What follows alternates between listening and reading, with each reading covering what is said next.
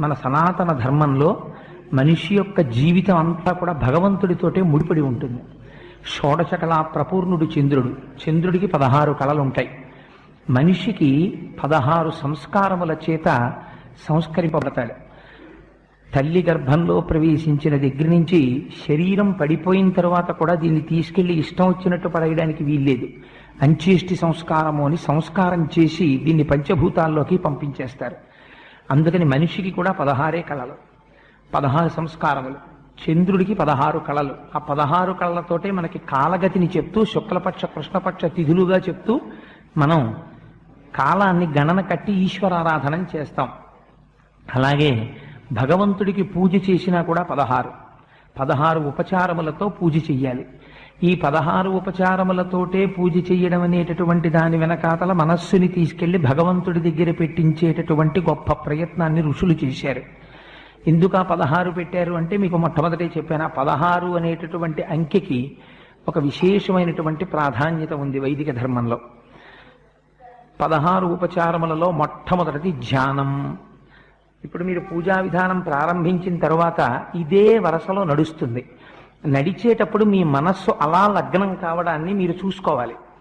మొట్టమొదట చెయ్యవలసినటువంటిది ధ్యానంతో ప్రారంభమవుతుంది. అప్పటి వరకు పూజకి ముందున్న దాన్ని పూర్వాంగం అంటారు.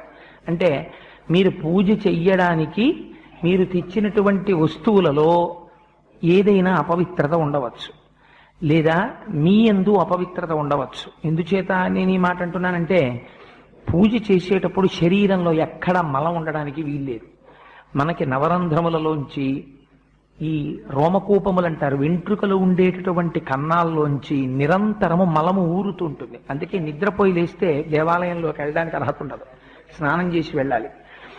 ఎప్పుడూ మలం ఊరుతున్నటువంటి కారణం చేత మీరు బాహ్యంలో చేసినటువంటి స్నానం చేత శరీరానికి పరిశుభ్రత ఏర్పడింది అని మీరు చెప్పలేరు. అందుచేత వైదికమైనటువంటి ఒక మంత్రము చేత ముందు శరీరాన్ని సంస్కరించుకుంటాం. శరీరానికి పరిశుద్ధి ఏర్పడుతుంది. కానీ లోపల మనస్సు అటు ఇటు తిరుగుతూ ఉంటుంది, దానికి పరిశుద్ధి లేదు. ఎన్ని ముట్టుకోకూడని వస్తువుల్లో ముట్టుకుంది. అందున పూజ అనేటటువంటిది ఉదయం చేస్తాం. మనస్సుకున్న పెద్ద దోషం ఎక్కడంటే అది అంతకుముందు జరిగిన విషయాన్ని స్మరిస్తుంది. అంతకుముందు జరిగింది రాత్రి వేళ మనిషి శరీరంతో అనేక రకములైన భోగములను అనుభవించి ఉండవచ్చు. గృహస్థాశ్రమంలో ఉన్నవాడు మనస్సు అటువైపుకి కానీ వెళ్ళిందనుకోండి, పూజలో అపచారం జరుగుతున్నట్టు, స్మరణలోకి రాకూడని విషయాలు స్ఫురణలోకి వస్తున్నట్లు. అందుచేత మరి ఎలా? లేదా అంతకు ముందు రోజు జరిగినటువంటి విశేషాలు ఏవైనా మనస్సు మీద పడచ్చు. అందుచేత వీటి వ్యగ్రత నుంచి బయటపడి మనస్సుకు ఒక స్థిరత్వాన్ని ఏర్పాటు చేయడం కోసమని ఆచమనం చేస్తారు. ఆచమనం చేసేటప్పుడు ఎన్ని నీళ్లు పడితే అన్ని నీళ్లు చేతిలో పోసుకోకూడదు. మీరు ఉద్ధరిణితో తీసినటువంటి నీరు మీ కుడి చేతితో గోముద్ర ఇలా పట్టి మీరు పోసుకున్నప్పుడు ఒక మినపగింజ తీసుకొచ్చి అందులో వేస్తే ఆ మినపగింజ ఉపరితలం పైకి కనపడకుండా మునగడానికి ఎంత నీరు పడుతుందో అంత నీరు పోసుకోవాలి. ఆచమనం చేస్తున్న దగ్గర నుంచి పూజ యందు మాత్రమే మీరు దృష్టి పెట్టుకుని ఉండాలి తప్ప, ఆచమనం చేసిన తరువాత ఇంట్లో పూజ చేసేటప్పుడైనా మీరు మధ్యలో ఎవరితోనైనా మాట్లాడారనుకోండి, పూజాఫలంలో సింహభాగాన్ని మీరు ఎవరితో మాట్లాడారో వారికి ధార పోషిస్తారు, వారికి వెళ్ళిపోతుంది ఆ పూజా ఫలితం. అందుకని పూజ చేసేటప్పుడు మాట్లాడకూడదు. శరీరంలో ఉండేటటువంటి ఏ రంధ్రంలోంచి వాయువు బయటికి వెళ్ళకూడదు. కానీ ఏమంటే అవన్నీ మాకు జరుగుతాయా, మీరు ఏమిటో ఇవన్నీ భయపెడుతున్నారు కానీ మాకు పూజా విధానం చెప్పట్లేదు అని మీరు బెంగ పెట్టుకోకండి. అలా పొరపాటున ఇంకా మనకు అంత పెద్ద సంస్కారం అంత పెద్ద అలవాటు లేదేమోనని ఋషులు ఎక్కడికక్కడ మనకి ప్రాయశ్చిత్తం చెప్పారు. ఒకవేళ పొరపాటున సాధ్యమైనంత వరకు నిగ్రహించుకునే ప్రయత్నం చెయ్యాలి. తెలియక ఒక తుమ్ము వచ్చేసింది అనుకోండి, ఏం చేస్తాం? ఆగుతుంది ఆ తుమ్ము. వస్తే యథార్థానికి ఏమిటంటే మీరు లేచి మళ్ళీ వెళ్ళి స్నానం చేసి వచ్చి మళ్ళీ పూజ చేసుకోవాలి. కానీ ఏమంటే అలా స్నానం చేయడానికి పూజ చేయడానికి మళ్ళీ మంత్రపుష్పం దగ్గర మళ్ళీ తుమ్ము, ఇంకెన్ని క్యాజువల్ లీవ్లు ఆఫీస్కి. అందుకని అలా బెంగెట్టుకోక్కర్లేదు. ఒక్కసారి మీరు చేస్తున్నటువంటి పూజ ఎక్కడ ఫుల్ స్టాప్ ఉంటుందో అక్కడ ఆపి మీ కుడి చేతిని తీసి ఒక్కసారి కుడి చెవి మీద వేసుకుని ఒక్క క్షణం ఆగి మళ్ళీ పూజ చేసుకుంటే మీరు గంగా నదిలో స్నానం చేసి మళ్ళీ పూజ ప్రారంభం చేసినట్టు. అందుచేత దాని ఎందుకు దోషం ఉండదు. కానీ సాధ్యమైనంత వరకు మాట్లాడకూడదు ఎవరితోటి. అంటే ఏదో మరీ తప్పకపోతే ఈశ్వరుడికి ఒక క్షమార్పణ చెప్పి మాట్లాడచ్చు. అందుకే పూజ చేసుకునేటప్పుడు ఇంట్లో వాళ్ళకు కూడా ఒక అలవాటు ఉండాలి, వాళ్ళు కూడా పలకరించకూడదు. కొంచెం సంస్కారం తెలుసున్న వాళ్ళు అయితే వాడు దొరికాడు కదా అని బొత్తిగా 6ంటికి ఫోన్ చేసేద్దాం 7ంటికి ఫోన్ చేసేద్దాం అని ఎవరికి ఫోన్లు చేయకూడదు. ఎందుకంటే వాడు పాపం అనుష్ఠానం చేసుకుంటూ ఉండొచ్చు. ఆ టైంలో ఫోన్ చేస్తే పూజ చేసుకుంటున్నాడు ఎన్ని మాటలు చెప్తారు ఇంట్లో వాళ్ళు. అందుకని విసుగొచ్చి ఆఖరికి అదే ఇంపార్టెంట్ ఫోన్ అని తెచ్చిస్తే ఆ పూజ పాడైపోతుంటుంది. నేను అవతల వాళ్ళ పూజ పాడు చేయకూడదు. అందుకని కనీసం వాడు భగవన్ మార్గంలో ఉన్నాడు అని మీకు నమ్మకం ఉంటే అటువంటి వారికి 8 గంటల లోపల ఫోన్లు చేయకూడదు. అదొక విషయాన్ని బాగా జ్ఞాపకం పెట్టుకోండి. ఎందుకైనా పనికొస్తుంది, ఎవరికైనా అది అనుగ్రహం అవుతుంది. అందుకని సరే, అందుచేత అలా ఆచమనం చేసి మనం పూజా ప్రారంభం చేస్తాం. ఆచమనం చేసేటప్పుడు చేతిలో వేసుకున్నటువంటి నీళ్లు తీసుకునేటప్పుడు చాలామంది జుర్రుకున్న చప్పుడు చేస్తూ ఉంటారు. అలా చప్పుడు రాకూడదు. ఆచమనం చేయడం అనేటటువంటి విధానాన్ని చాలా జాగ్రత్తగా అనుసరించాలి. మీ కింది పెరివి మాత్రమే ఇక్కడ తగలాలి. తగిలి ఆ నీటిని తీసుకునేటప్పుడు చప్పుడు కాకుండా లోపలికి తీసుకోగలగాలి. అసలు ఆచమనం చేశాడన్న విషయం పక్కవాడికి కూడా వినపడకూడదు. అంత చక్కగా ఆచమనం చేయాలి. చేసి ప్రారంభం చేసుకోవాలి పూజని. సరే, మొదట్లో అలవాటు ఉండదనుకోండి, అలా తీసుకోకపోతే కారిపోతాయి కానీ నోట్లోకి వెళ్ళవు. అందుకని మొదట్లో కొంచెం చప్పుడు రావచ్చు. నేను ఇవాళే మీ అందరూ 100% పర్ఫెక్షన్లోకి వెళ్ళాలన్న భావనతో ఈ పూజా విధానం చేయించట్లేదు. ఇది ఒక ప్రారంభం జరగాలి అని అంతే. అందుకే ఎక్కడ ఇబ్బంది లేకుండా శ్లోకాలతో పూజను తీసుకొచ్చాం. అది మీకు రాను బాగా అలవాటైంది అనుకోండి, శ్రీ సూక్త పురుష సూక్తాల్లోకి మీరు ఇంప్రూవ్ చేసుకోవచ్చు దాన్ని. ఇప్పుడు ప్రస్తుతం శ్లోకాలతో ఆవాహన 16 ఉపచారములు చేస్తున్నాం. మీకు బాగా వచ్చిన తర్వాత ఈ శ్లోకాలని అలా ఉంచుకుని దాని మీదకి సహస్రశీర్ష పురుష సహస్రాక్ష సహస్రపాత్ అని పురుష సూక్తంలోంచి మొదటి మంత్రాన్ని, హిరణ్యవర్ణాం హరిణీం సువర్ణ రజతస్రజాం అని శ్రీ సూక్తంలోంచి మొదటి మంత్రాన్ని కలిపి చెప్పుకుని శ్లోకం చెప్పుకుని అప్పుడు ధ్యానం చేసుకోవచ్చు. కానీ మొట్టమొదట అసలు పూజ అనేటటువంటి ఫ్రేమ్ ఎలా ఉంటుందో చూపించడం కోసమని ఒక తేలికైనటువంటి పద్ధతిలో దీన్ని మీకు ఇవాళ తీసుకొచ్చి మీకు పరిచయం చేసేటటువంటి ప్రయత్నం చేస్తున్నాం. కానీ దీన్ని మీరు ఎలా కావాలంటే అలా పెంచుకోవచ్చు. ఎక్కడెక్కడ ఎలా పెంచుకోవచ్చో ఎలా తగ్గించుకోవచ్చో నేను మీకు చెప్తాను. మనం భగవంతుణ్ణి ఆరాధన చేసేటప్పుడు రోజు భగవంతుని యొక్క కృప మన యందు ఉండడానికి మనకి తెలియకుండా ఆ రోజు మనం పాప ఫలితాన్ని అనుభవించవలసినటువంటి ప్రమాదములు ఉండొచ్చు, బుద్ధి యందు వైక్లభ్యములు ఉండొచ్చు. మనకి తెలియదు ఇవాళ ఇంత ప్రమాదం వస్తోందని బయలుదేరిపోతుంటాం. భగవంతుణ్ణి మీరు 16 ఉపచారములతో పూజ చేసి బయలుదేరారనుకోండి, అది మీకు మీ ఇంట్లో వాళ్ళకి రక్ష. గృహస్థ అన్నవాడు ఏ పనైనా విడిచిపెట్టచ్చు, కానీ పూజ విడిచిపెట్టకూడదు. అది బరువు అయిపోకూడదన్న ఉద్దేశ్యంతో సాధ్యమైనంత తక్కువ టైంలో చేసుకునేటట్టు మీకు ఒక సెలవు నాడు పెట్టుకోండి. నేను ఎప్పుడు సాధారణంగా అందరికీ చెప్పే సలహా ఒక ప్రాక్టికల్ మెథడ్లో చెప్తూ ఉంటాను. మీరు బాగా పూజ చేయండి. నేను ఎప్పుడు ఎవరికీ సలహా చెప్పను. మీరు రోజు 20 నిమిషాల కన్నా పూజ చేయకండి అని చెప్తుంటాను. కొంతమంది నన్ను విమర్శ చేస్తుంటారు, అదేంటంటే అలా చెప్తుంటారు ఆయన. నేను రోజు మీరు 2 గంటలు పూజ చేసుకోండి అని చెప్పాను అనుకోండి, నేను ఒక యథార్థమైన మాట చెప్తున్నాను, మీకు తెల్లవారుతోందంటే భయం పట్టుకుంటుంది. అమ్మ బాబోయ్ అంత పూజ చెయ్యాలి, టైం లేదు అని ఏదో ఒక పని ఉంటుంది. అలా కాకుండా మీరు స్వల్పమైన పూజ, వైదికంగా పరిపూర్ణత్వం ఉండే పూజ అలవాటు చేసుకున్నారనుకోండి, మీ పూజ మీకు బరువు అనిపించాలి. మీరు హాయిగా పూజ చేసుకుని వచ్చేస్తారు. ఒక్కరోజు మీరు ఎంచుకోండి, ఏదో ఒక రోజు నేను ఒక శనివారం నాడు ఇలా పూజ చేసుకుంటాను, లేదు ఒక సోమవారం నాడు చేస్తూ ఉంటాను, లేదు ఒక ఆదివారం నాడు చేస్తాను. ఆ రోజు నియమం పెట్టేసుకోండి. నేను ఈ రోజు విశేషార్చన చేస్తాను అని నియమం పెట్టుకుంటే ఒకే ఒక్కరోజు, ఆ ఒక్కరోజు చేయడానికి మీ మనస్సు ఉరకలు వేస్తుంది. ఇవాళ నేను విశేషార్చన చేస్తాను అని అదే పూజ ఎక్స్పాండ్ అవుతుందంతే. అదే పూజా విధానం, కొత్తగా మీరేం చేయక్కర్లే. కానీ అలా ఎలా పెరుగుతుందో మీకు ఎక్కడికక్కడ చూపిస్తూ ఉపచారములు మనం చేస్తాం శాస్త్రంలో. అవి మీ మనస్సుని తీసుకెళ్లి భగవంతుడి దగ్గర నిలబెట్టడం కోసమని ఉపయోగించాలి. అంతేకాని వాటిని మీరు యాంత్రికంగా చేసేసారనుకోండి షోడశోపచారాలని, దానికి అర్థం ఉండదు ఆ పూజకి. అది నడుస్తుందేమో కానీ మీ మనస్సు అక్కడ నిలబడదు. నిలబడడం కోసమే షోడశోపచారాలు. షోడశోపచారములంటే మీరు ఒక్కసారి జాగ్రత్తగా అర్థం చేసుకోండి, మీకు అర్థమైపోతుంది.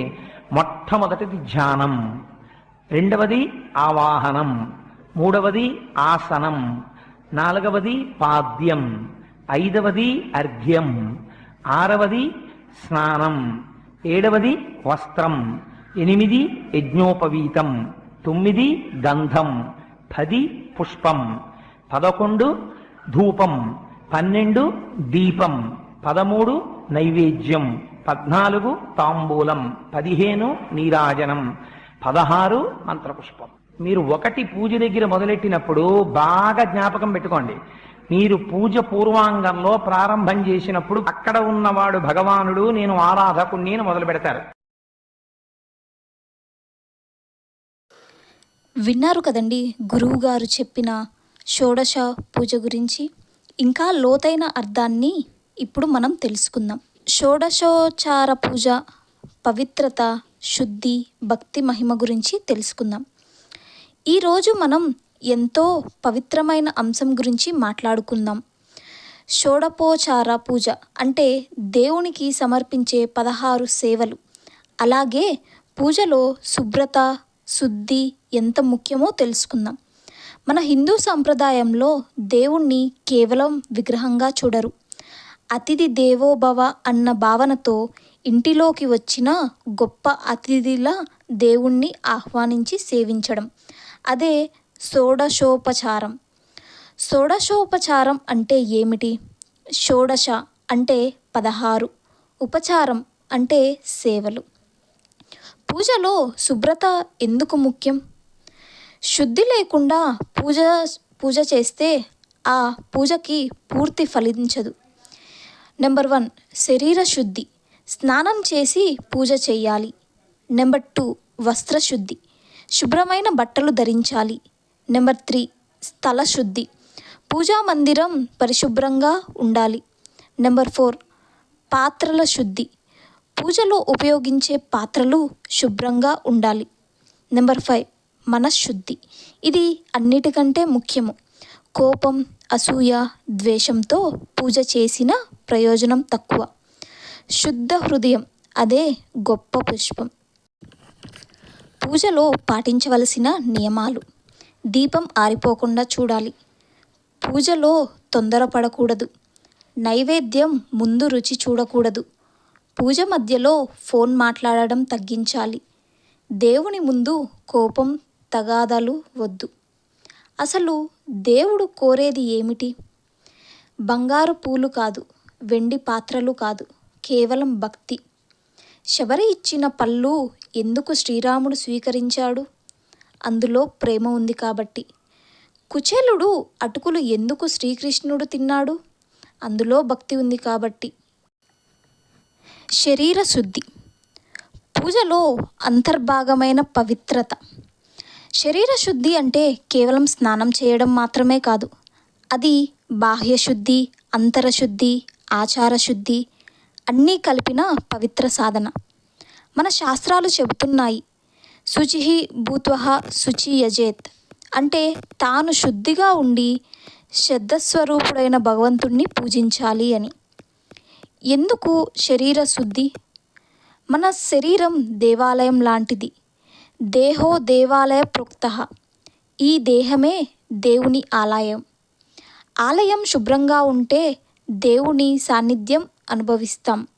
అలాగే శరీరం శుభ్రంగా ఉంటే మనసు కూడా ప్రశాంతతం అవుతుంది. స్నానం శరీర శుద్ధి యొక్క మొదటి మెట్టు. ఉదయం లేచి స్నానం చేసి పూజ చేయడం మన సంప్రదాయం. నీరు శరీర మలినాలను తొలగిస్తుంది. అలాగే మనలోని అలసత్వాన్ని, జడతత్వాన్ని కూడా తొలగిస్తుంది. అందుకే స్నానం ముందు చాలామంది ఇలా అంటారు, గంగేచ యమునైవ చైవ, అంటే ఈ నీరు గంగాజలమైన పవిత్రం కావాలని భావన.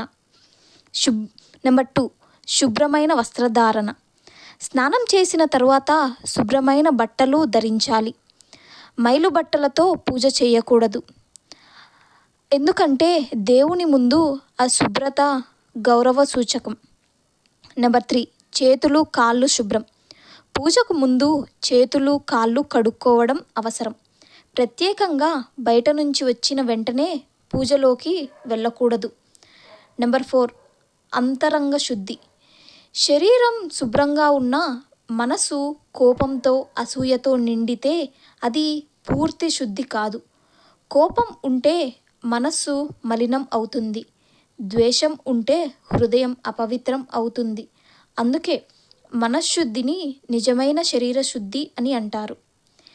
దేవునికి సమర్పించే ఆ 16 ఉపచారాలను తెలుసుకుందాం. నెంబర్ 1, ఆహ్వానం. మొదట దేవుణ్ణి ఆహ్వానించడం. స్వామి, నా పూజను స్వీకరించండి అని మనసారా పిలవడం. నెంబర్ 2, ఆసనం. దేవునికి ఆసనం సమర్పించడం. రాజును కూర్చోబెట్టినట్లు భగవంతునికి స్థానం ఇవ్వడం. నెంబర్ 3, పాద్యం. దేవుని పాదాలను కడుగడానికి నీరు సమర్పించడం. ఇది వినయం సూచిస్తుంది. నెంబర్ 4, అర్ఘ్యం. గౌరవార్థం పవిత్ర జలాన్ని సమర్పించడం. నెంబర్ 5, ఆచమనీయం. ముఖశుద్ధి కోసం నీరు సమర్పించడం. నెంబర్ 6, స్నానం లేదా అభిషేకం. దేవునికి పవిత్రమైన స్నానం చేయించడం. పాలు, పెరుగు, తేనె, నెయ్యి, పంచామృతాలతో అభిషేకం చేయడం ఎంతో పవిత్రం. నెంబర్ 7, వస్త్రం. దేవునికి వస్త్రాలు సమర్పించడం. నెంబర్ 8, యజ్ఞోపవీతం. పవిత్ర జంధ్యం సమర్పించడం. నెంబర్ 9, గంధం. చందనం సమర్పించడం. చందనం చల్లదనానికి, శాంతికి సూచిక. నెంబర్ 10, పుష్పం. పూలతో ఆరాధన. పువ్వు శరీరానికే కాదు, మనస్సుకు పరిమళం. నెంబర్ 11, ధూపం. సుగంధ ధూపం సమర్పించడం. ఇది వాతావరణాన్ని పవిత్రం చేస్తుంది. నెంబర్ 12, దీపం. దీపారాధన చీకటిని తొలగించే జ్ఞానప్రకాశం. నెంబర్ 13, నైవేద్యం. భోజనం సమర్పించడం. మనకు మంచి అన్నమంతా దైవప్రసాదమే అని గుర్తించాలి. నెంబర్ 14, తాంబూలం. తాంబూలం సమర్పించడం. నెంబర్ 15, నీరాజనం. హారతి ఇవ్వడం. అది భక్తి పరాకాష్ట. నెంబర్ 16, ప్రదక్షిణ నమస్కారం. చివర నమస్కరించి కృతజ్ఞత చెప్పడం. పూజకు ముందు శరీరం శుభ్రం చేసుకోవాలి. పూజలో మనస్సును శుభ్రం చేసుకోవాలి. పూజ తరువాత జీవితం శుభ్రం చేసుకోవాలి. అదే నిజమైన శరీర శుద్ధి. శరీరం దేవాలయం లాంటిది. శ్వాస దీపం లాంటిది. హృదయం గర్భగుడి లాంటిది. అందులో నివసించేది పరమాత్మ.